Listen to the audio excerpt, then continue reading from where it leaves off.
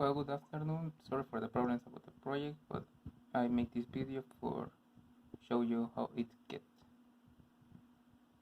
My topic was the sculpture in Italy.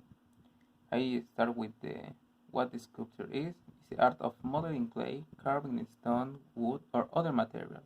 It is one of the fine arts in which the sculptor expresses himself by creating volumes and shaping space. And here I have, for example, the Miguel Angel of Italy.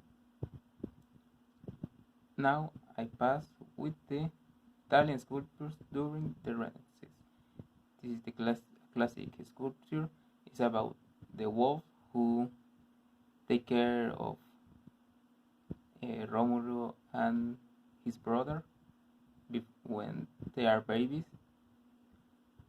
And it says, in cities like Rome, sculptures were used to represent the gods, historical facts, stories from years ago, teachings, among other types of knowledge, to teach the illiterate and uneducated people everything that made up society. In Italy, during the Renaissance, sculpture had an explosion against the Gothic style of different monuments as well as the influence of classical antiquity, humanists, and rationalists, giving a new naturalistic and idealistic tone showing variable proportions in the art pieces. The next segment is about the Italian sculptures. But well, I show some examples of this. We have the Donatio di Bardi, made for Donatello, Italian artist and painter.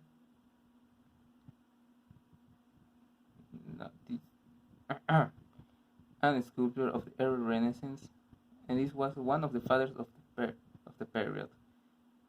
It was actually one of the most famous sculptors in the time of the Renaissance, even not only in sculptures, even with paints and other kind of works. Pompeo Leoni. This was the son of a sculptor Leone Leoni, with whom to collaborate in the service of the Spanish royal family. This guy helped with the house of the king and other kind of art. Next is Francesco di Angelo, also known as Seconseca, was a Florentine sculptor and engineer. He was known for the sculptures, often mechanical. He used not only clay or wood, he used metallic and another kind of materials to create his sculptures that usually move it.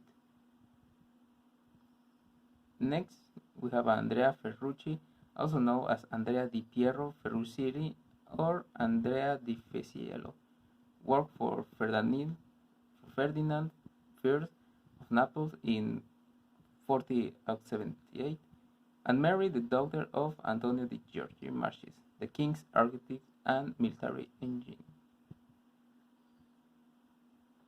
Next, some famous Italian sculptures. Here we have the altar of King Regis. It's dated to between 737 and 744. You can see it. In this period is when Lombard Regis was Duke of Friuli, after which he was King of Lombard. Also we have Bacchus. This one was created by Michelangelo on the first trip to Rome in 1496. This one I think I didn't add it. Well, we pass to the next. To the next is the Amalthean God. The Amalthean God is actually a Baroque sculpture by Guy and Lorenzo Bernini.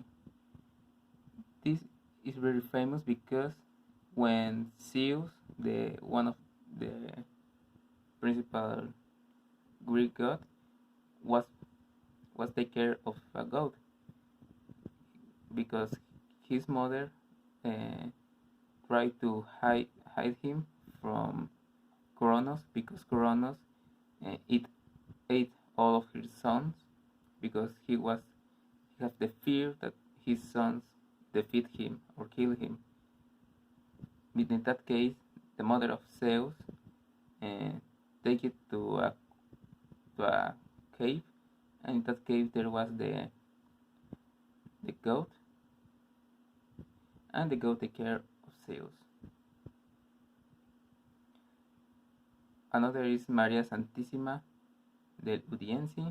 It is a Marian devotion venerated in the sanctuary of Our Lady of the Audience in Sambuca di Sicilia, in Italy.